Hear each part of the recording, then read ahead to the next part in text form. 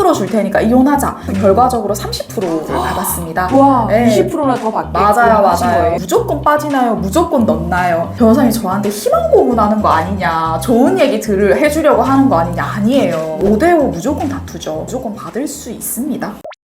네, 안녕하세요. 든든한 당신의 편이 되는 더 든든 법률사무소 유튜브입니다. 저는 조수진 변호사고요. 안녕하세요. 추은혜 변호사입니다. 오늘은요, 혼인기간이 20년이면 재산 분할 무조건 5대5인가요? 라는 주제로 이야기 나눠보겠습니다. 일반적으로는 혼인기간이 길수록 기여도가 인정돼서 재산을 분할할 때 5대5로 보통 분할을 하잖아요. 네. 그래서 얼마 전에 제 이제 의뢰인 분도 우리 한 10몇 년 정도 같이 살았는데 그러면 내 재산 무조건 5대5로 줘야 되나요? 라고 질문하셨는데 꼭 그런 건 아니라고요? 맞습니다. 보통 변호사님 말씀하신 것처럼 재판 실무에서 혼인기간 10년 이상이면 5대5로 시작한다는 게 불문율은 맞습니다. 사실. 그런데 무조건 5대5다 절대 그렇게 볼 수 없는 게 특유재산이라는 거는 내가 뭐 혼인 전에 가지고 있던 재산 혹은 혼인기간 중에 뭐 부모로부터 상속, 증여받은 재산, 이 재산은 사실 부부의 기여가 없잖아요. 일방적인 부모로부터 뭐 물려받는 흔히 그런 재산이잖아요. 뭐 이런 재산이 얼마냐가 중요하기보다는 전체 재산 중에서 어느 정도 비중을 차지하는지. 특유재산이 거의 전부라면 사실 이걸 5대5로 나누면 안 되겠죠. 그리고 자녀가 있는지, 그 자녀를 양육하는데 일방의 배우자가 어떤 기여를 했는지,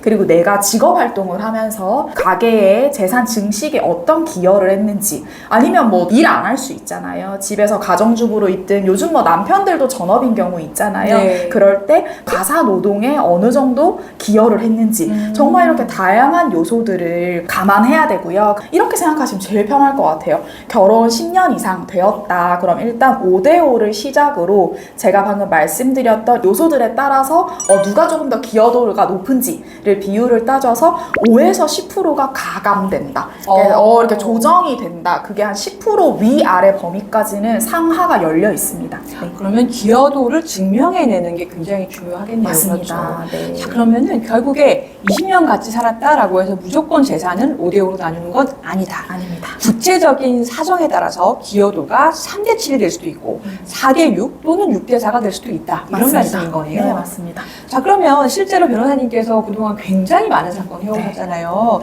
그런 경우가 좀 있었습니까? 종결한 지 꽤 된 사건인데 3대7 기여도가 나왔었어요. 20년 이상, 혼인기간이 30년 정도 됐었는데 그래요?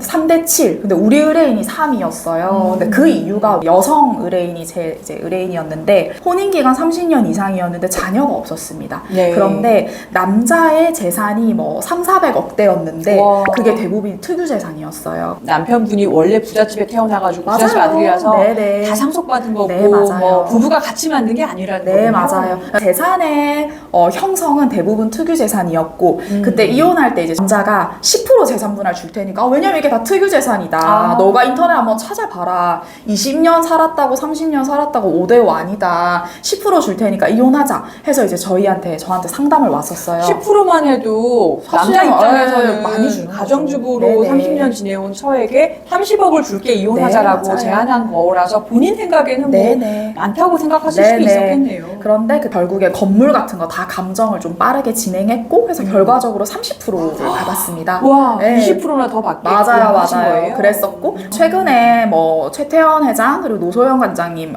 이혼 사건에서도 노관장이 기여도가 35% 정도 인정됐지 않습니까? 이렇게 좀 일방의 특유재산이 유난히 전체 재산에서 비중이 크다. 그럴 때는 혼인기간 그래도 20년 이상이면 30%에서 35% 잡으면 될 것 같고요. 네, 그런데 보통 합의 단계에서는 남자들이 10%라고 얘기하죠.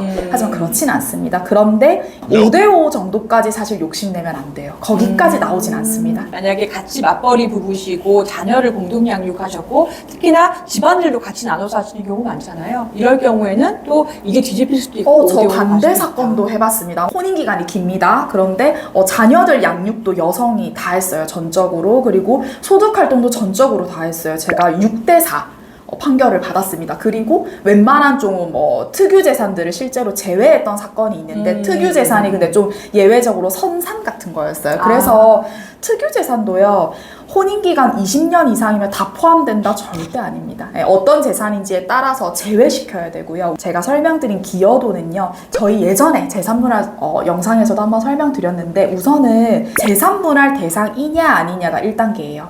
재산분할 표에서 우리가 이걸 재산분할 대상으로 넣냐, 특유재산은 넣는다 뺀다 이 이슈가 하나 있는 거고요. 일단 넣었어, 뺐어, 그 다음에 기여도가 몇 프로냐인데, 네, 그래서 특유재산 이슈는 반드시 변호사랑 상담을 받으셔서 이 재산의 성격이 되게 중요해요. 특유재산이 만약에 우리 아파트다, 내가 살고 있는 집이에요. 그러면 거의 100% 포함된다고 봐야 되고요. 근데 특유재산이 뭐 멀리 있는 선산 이런 거 정말 많거든요. 근데 선산이 요즘 땅이 감정하면 가액이 굉장히 높게 나와요. 그런 것들. 근데 이게 또 혼인기간은 20-30년인데요. 상속받은 지 최근이에요.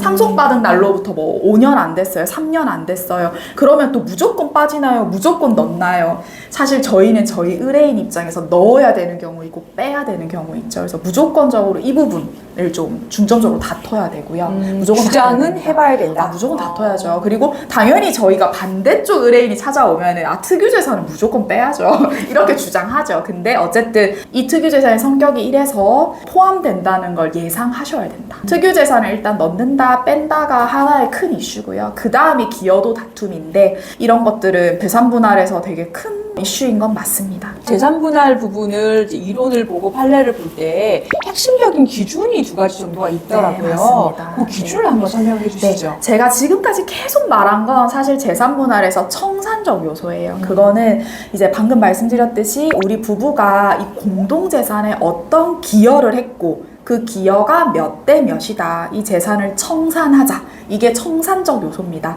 두 번째는 부양적 요소인데요. 우리 법원은 재산분할을 정리할 때 일방이 어쨌든 우리 삶을 유지해야 되잖아요. 막말로 왜 흔히 옛날에 말하듯이 쫓아낼 수는 없어요. 그게 있을 수 없는 일이거든요. 내가 아무리 기여가 없다고 해도. 그런 걸 우리가 부양적 요소라고 해요. 특히 이혼을 하는 과정에서 아이들, 이 미성년자예요. 그런데 그 미성년자의 친권 양육권자가 만약에 내가 됐어요. 그러면 내 재산분할이 단 5%라도 유리해요. 그거는 부양적 요소 때문이에요. 왜냐면 아이들을 비슷한 양육 환경에서 키워야 하잖아요. 그렇기 때문에 이러한 부양적 요소가 많이 내가 양육자가 된다. 그러면 엄청 재판부에 어필해야겠죠. 그러면 단 5%라도 언제나 유리했고요. 내가 강조해야 될 게 만약에 또 반대로 청산적 요소다. 내 기여도만을 엄청 주장해야 되는 사안이다. 그럼 사안별로 제가 항상 재산분할 소송할 때도 방점이 좀 달라요. 근데 우리 법원은 청산적 요소와 부양적 요소 이 2가지를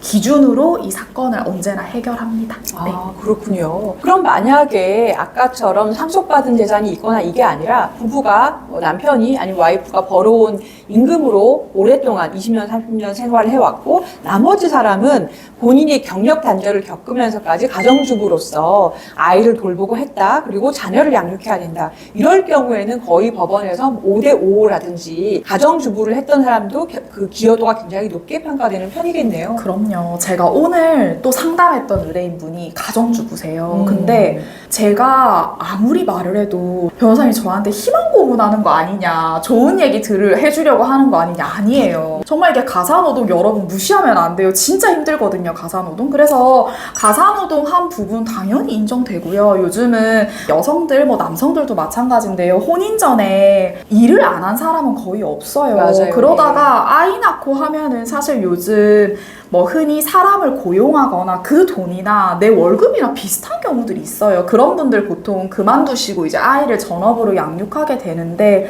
그 노동의 가치가 언제나 평가되고요. 10년 이상이다. 그러면 일단 5대5에서 물론 남자가 뭐 너무 돈이 막 소득이 높아요. 청산적 요소를 기여도를 따질 때 너무 높다 하면 조금씩 가감될 수 있지만 가사노동을 이제 전업으로 했던 분이 뭐 아이가 미성년자예요. 근데 이 미성년 자녀의 친권 양육권까지 내가 지금 가져올 상황이다 한다면 5대5 무조건 다투죠. 5대5 무조건 받을 수 있습니다. 결론적으로 정리를 해보자면 혼기간이 길다고 해서 항상 5대5가 보장되는 것은 아니다. 네, 맞습니다. 하지만 10년 이상이면 5대5가 기본이고 네. 거기에 특별한 사정에 따라서 5에서 10%가 상하 조정된다. 네. 이렇게 정리할 수 있겠네요. 맞습니다. 근데 이 기여도 싸움에서는 부양적 요소, 청산적 요소가 중요하다더라. 근데 이 기여도 비율을 따지기 전에 이게 재산분할 대상인지 아닌지 먼저 점검해야 되는 거. 이게 가장 중요하고 이런 부분들은 정말 변호사의 조력을 통해서 정말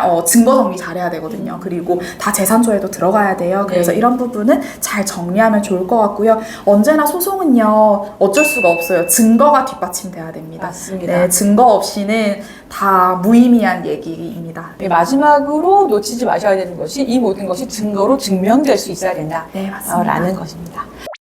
네, 오늘은 20년 이상 산 부부라고 해서 무조건 재산분할 5대5는 아니다 라는 점을 저희가 일반적으로 상담할 때 말씀드리는 내용을 모두 다 종합해서 한번 살펴봤습니다. 네, 전문 노하우로 속 시원하고 정확하게 법률 문제를 풀어드리는 더듬는 법률사무소 유튜브, 오늘은 여기까지입니다. 저는 조수진 변호사였고요. 네, 저는 추은혜 변호사였습니다. 감사합니다.